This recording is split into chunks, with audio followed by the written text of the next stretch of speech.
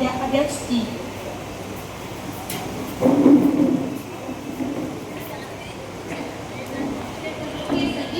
सभी से मेरा आग्रह रहेगा कि सदन की गरिमा को बनाए रखें तथा जलवायु परिवर्तन जैसे गंभीर विषय पर सार्थक चर्चा करें। इस स्तर पर एक गंभीर चुनौती है जो पर्यावरण, अर्थव्यवस्था और सामाजिक स्थिरता को प्रभावित कर रहा है। बढ़ते तापमान, चरम मौसमी घटनाएं और प्राकृतिक संसाधनों का ह्रास भारत के समस्त प्रमुख जोखिम है। इस विधेयक का उद्देश्य जलवायु परिवर्तन के प्रभावों को कम करने, नवीकरणीय ऊर्जा को बढ़ावा देने और सतत विकास को सुनिश्चित करने के लिए नीतिगत और कार्यकारी उपायों को लागू करना है।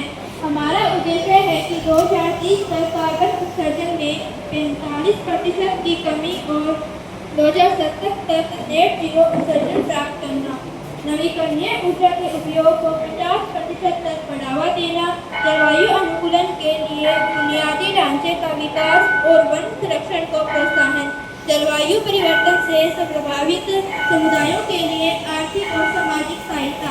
हमारा प्रमुख प्रावधान है कि नवीकरणीय ऊर्जा को बढ़ावा, सौर, पवन और हाइड्रो ऊर्जा परियोजनाओं के लिए सब्सिडी और कर छूट, उत्सर्जन नियंत्रण, भू कार्बन उत्सर्जन और कर और उद्योगों के लिए उत्सर्जन सीमा निर्धारण, अनुकूलन उपाय, बाढ़, सूखा और चरम मौसम के लिए प्राथमिक चेतावनी प्रणाली और आपदा प्रबंधन, शिक्षा और जागरूकता, जलवायु परिवर्तन पर राष्ट्रीय अभियान और स्कूलों में पर्यावरण शिक्षण, अंतर्राष्ट्रीय सहयोग, जलवायु परिवर्तन पर वैश्विक समझौतों का पालन और तकनीकी सहायता।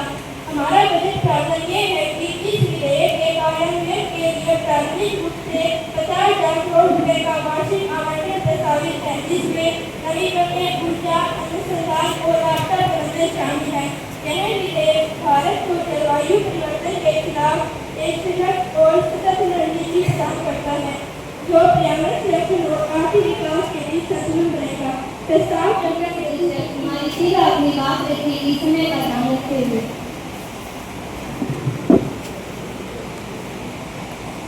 माननीय सभापति, जलवायु परिवर्तन भारत के लिए आपातकाल है।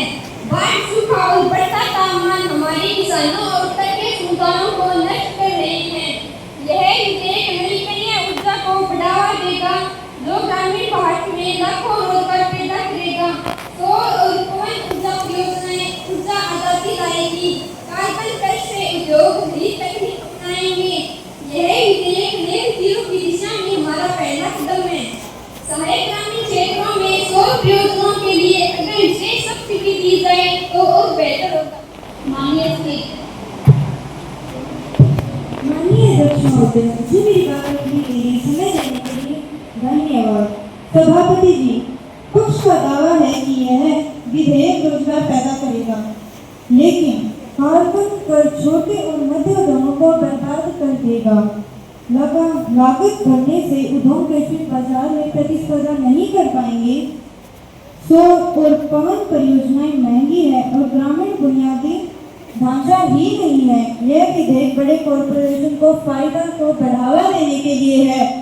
पक्ष बताएं, छोटे उद्योगों की रक्षा कैसे होगी? मेरा ये सुझाव है कि कार्बन कर में छोटे उद्योगों को छूट दी जाए। अपनी बात रखते समय का ध्यान रखते हुए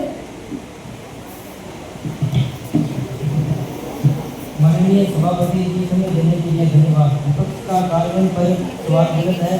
यह कर प्रदूषण कम करेगा और उद्योगों को हरित तकनीक अपनाने के लिए प्रोत्साहित करेगा।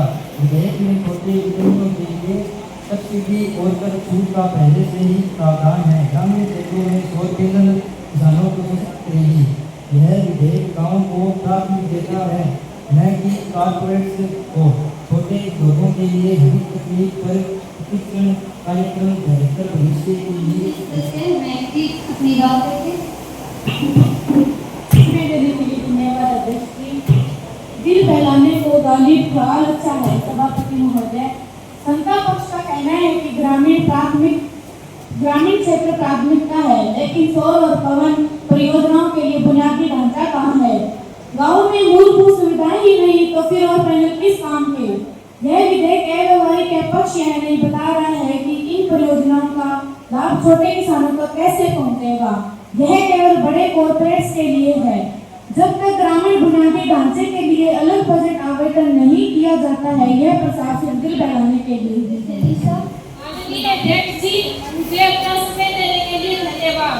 माननीय सभापति, विपक्ष का ग्रामीण ढांचे पर सवाल निराधार है। यह विधेयक ग्रामीण क्षेत्रों में बुनियादी ढांचे के लिए निवेश करता है, जैसे चेतावनी प्रणाली और आपदा प्रबंधन, ड्रिप इरिगेशन और जैविक खेती से किसान लाभान्वित होंगे। बाढ़ और सूखे से होने वाली हानि को रोकने के लिए यह विधेयक जरूरी है। विपक्ष के पास कोई वैकल्पिक समाधान नहीं है। इस बिल में ग्रामीण क्षेत्रों में आपदा प्रबंधन के लिए स्थायी समितियां गठित करना स्वागत योग्य है। अपनी बात रखते समय प्रधान होते हुए समय देने के लिए धन्यवाद। आदरणीय सभापति जी, पक्ष का दावा है कि विधेयक किसानों को बचाएगा, लेकिन 50,000 करोड़ का बजट कहाँ से आएगा? क्या सरकार कर बढ़ाएगी? शिक्षा और स्वास्थ्य के लिए आवंटित बजट से कटौती करेगी? यह विधेयक जनता पर बोझ डालेगा। यह पक्ष नहीं बता रहा कि इस विशाल बजट की पारदर्शिता कैसे सुनिश्चित होगी। यह केवल कागजी योजना है, बजट स्रोतों की बात सुनिश्चित नहीं है। इससे अनुराग समय देने के लिए माननीय सभापति, विपक्ष का बजट पर सवाल गलत है। जलवायु आपदाओं से अरबों की हानि होती है और इसका कहना है कि 50,000 करोड़ का निवेश कहाँ से आएगा? यह 50,000 करोड़ का निवेश दीर्घकाल में अर्थव्यवस्था को बचाएगा। विधेयक में स्वतंत्र निगरानी समिति का प्रावधान है जो पारदर्शिता सुनिश्चित करेगी। यह विधेयक भारत को वैश्विक जलवायु संतुलन के प्रयासों को नेतृत्व देगा। निगरानी समिति में स्थानीय प्रतिनिधियों को शामिल करना इस बिल सभापति महोदय, समय देने के लिए धन्यवाद। सभापति महोदय, पक्ष का कहना है कि यह विधेयक वैश्विक नेतृत्व देगा, लेकिन यह अंतर्राष्ट्रीय दबाव में लाया गया है। विकसित देश जो ऐतिहासिक उत्सर्जन के लिए जिम्मेदार हैं, अपनी जिम्मेदारी से भाग रहे हैं। भारत जैसे विकासशील देश पर नेट जीरो का बोझ अनुचित है। पक्ष बताएं, विकसित देशों से सहायता कैसे ली जाएगी? मेरा सुझाव है कि इस बिल में निहित उद्देश्यों की प्राप्ति के लिए विकसित देशों से जलवायु वित्त की मांग की जानी चाहिए। आपके आगे से मैं 2 लाइनें और कहना चाहूंगी। निजाम से लोग नहीं डरा करते, झूठे वादों से देश चला नहीं करते। समय देने के लिए धन्यवाद। माननीय सभापति, विपक्ष का अंतर्राष्ट्रीय दबाव का आरोप गलत है। यह विधेयक भारत की अपनी प्रतिबद्धता पेरिस समझौते के तहत हम तकनीकी सहायता और वित्त मिलेगा। यह विधेयक शिक्षा और जागरूकता पर जोर देता है और जो युवाओं को प्रेरित करेगा। विपक्ष केवल आलोचना करता है, समाधान नहीं देता। नई शिक्षा नीति में स्कूलों में जलवायु शिक्षा को अनिवार्य किया गया है, जो सरकार की पर्यावरणीय चिंताओं को प्रकट करता है। पक्ष का कहना है कि ये विधायक युवा को प्रेरित करेंगे, लेकिन काम करने की कोई ठोस रणनीति नहीं है। बिना प्रभावी निगरानी की यह कागजी साबित नहीं होगा। सौर परियोजनाएं बड़े कॉर्पोरेटर लाभ पहुंचाएंगी, न कि गरीबों को। पक्ष बताए, सामाजिक समानता कैसे सुनिश्चित होगी? समय देने के लिए धन्यवाद। माननीय सभापति, विपक्ष का कार्यबल पर सवाल गलत है। विधेयक में निगरानी समिति और जवाबदेही के प्रावधान हैं। यह स्थानीय समुदायों को ड्रिप इरिगेशन और जैविक खेतों जैसे उपायों से सशक्त करेगा। यह विधेयक पर्यावरण, अर्थव्यवस्था और सामाजिक समानता में संतुलन बनाएगा। स्थानीय समुदायों के लिए विशेष परीक्षणी व्यवस्था में इस प्रकार के बिल माध्यम से की जाती है। धन्यवाद।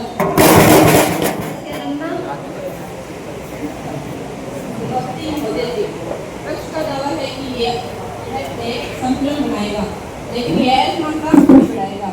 शोर और पवन परियोजनाओं बड़े कॉर्पोरेट के हाथों में रहेगी। छोटे किसानों को कोई लाभ नहीं मिलेगा। यह विधेयक केवल दिखावा है जो ग्रामीण भारत की वास्तविक समस्याओं को अनदेखा करता है। मेरा सुझाव है कि इन परियोजनाओं में छोटे किसानों की हिस्सेदारी सुनिश्चित की जाए। धन्यवाद।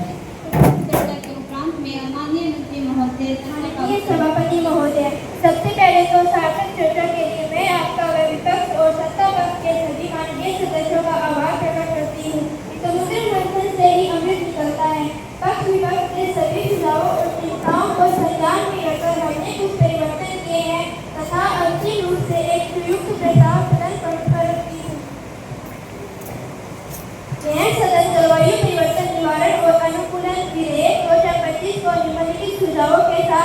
करता है।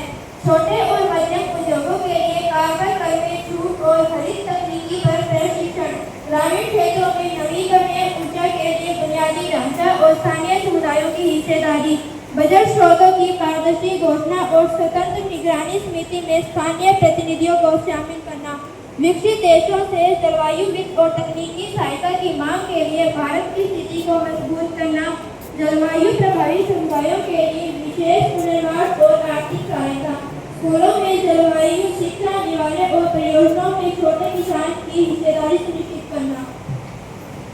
क्या सभी सहमत है? यह सदन जलवायु परिवर्तन के खिलाफ एकजुट कार्रवाई का संकल्प लेता है, जो पर्यावरण संरक्षण, आर्थिक और विकास, सामाजिक समानता